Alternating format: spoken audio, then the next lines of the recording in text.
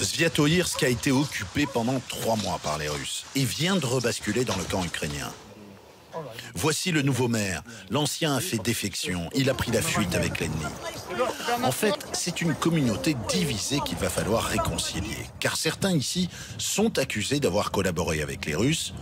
Le soupçon est là, bien présent, notamment concernant ce quartier d'habitation collective, tout près du centre.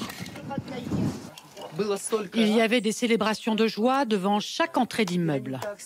Ils se sont si bien entendus avec les soldats. Ils ont bu ensemble. Ils ont mangé ensemble.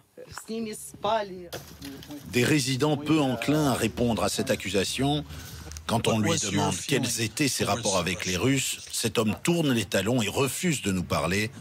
Beaucoup ici avaient pris le parti de l'envahisseur.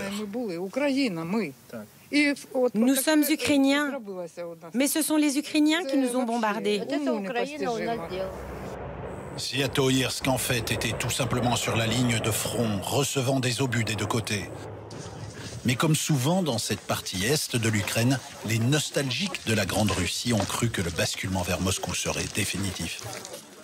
Sniezhana s'occupe de la distribution alimentaire. Elle confirme que 2 types de populations cohabitent dans la commune. Chez les Ukrainiens, il y a les patriotes et puis des collaborateurs. C'est vrai. Et les pro-russes se comptent surtout chez les personnes âgées qui ont vécu en URSS. Dominant la ville, une statue dévolue à la gloire d'un héros soviétique marque de sa présence une région qui a longtemps gardé des attaches avec Moscou, en effet, mais qui, après des mois de guerre, ne veut plus voir revenir l'armée russe et ses troupes d'occupation pour autant. L'urgence pour les autorités ukrainiennes qui viennent de réinstaurer leur souveraineté ici, c'est de reconquérir les cœurs et les esprits de ces populations qui ont vécu sous occupation russe.